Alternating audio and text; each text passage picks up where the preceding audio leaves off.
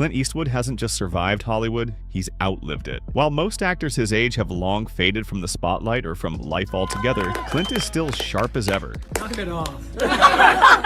His cholesterol is under 155, his body fat under 10%, and he still plays golf multiple times a week. But longevity in Hollywood is one thing. Longevity in life is something else entirely. It's easy to give all the credit to this genetic makeup, or maybe to some expensive Silicon Valley-style biohacking. So what's his secret? It's not what you think. Clint's secret, if you can call it that, is his lifelong commitment to moderation.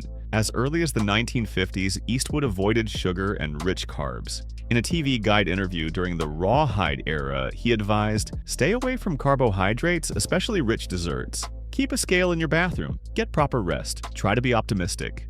What's interesting is that decades before it was fashionable, he was lifting weights, eating raw vegetables, and meditating daily. Meditation, in fact, became non-negotiable. I'm a great supporter of transcendental meditation. I've been using it for almost 40 years now.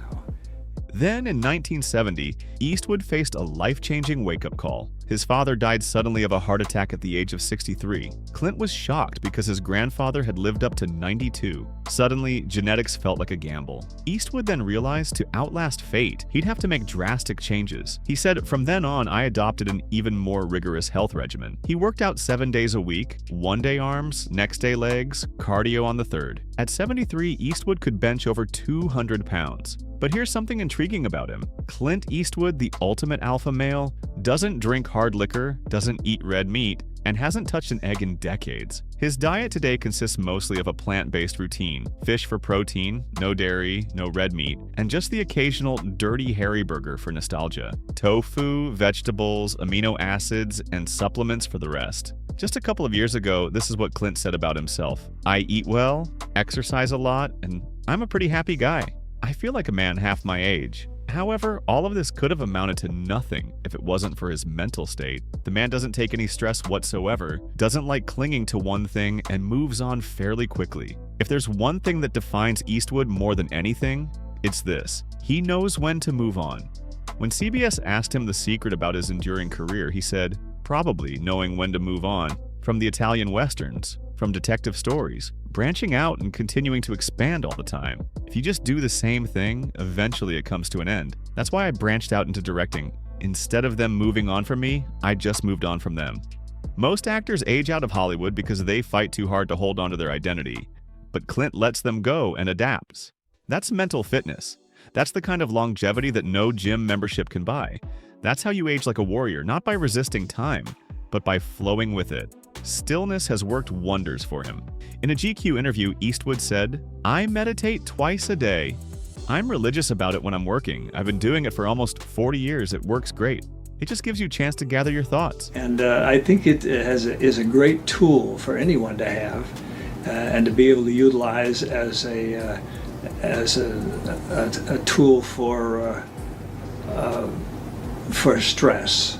And stress, of course, is... Clint is not spiritual in a conventional sense. He's an atheist and finds his meaning in nature. He says, "If I look in the Grand Canyon, I'm moved." This quiet lifestyle is starkly at odds with the image we built of Clint. Dave Keir, a film critic, once addressed this paradox surrounding Clint and said, "He's the rare artist who spent the first half of his career creating an image and the second half of his career dismantling it." Clint doesn't talk much about his huge legacy, never brags about it. Instead, he eats clean, meditates, lifts heavy, sleeps deep, directs what he wants when he wants. He believes in personal responsibility, but he also believes in nature, in balance, in doing the work with as little noise as possible. In the documentary Why on Earth, Eastwood, at the age of 92, said, "The plant-based diet should affect positive changes for the well-being of animals and people. I just want to see every animal live." So what's the real takeaway? It's not the gym equipment. It's not the fish and tofu. It's the philosophy.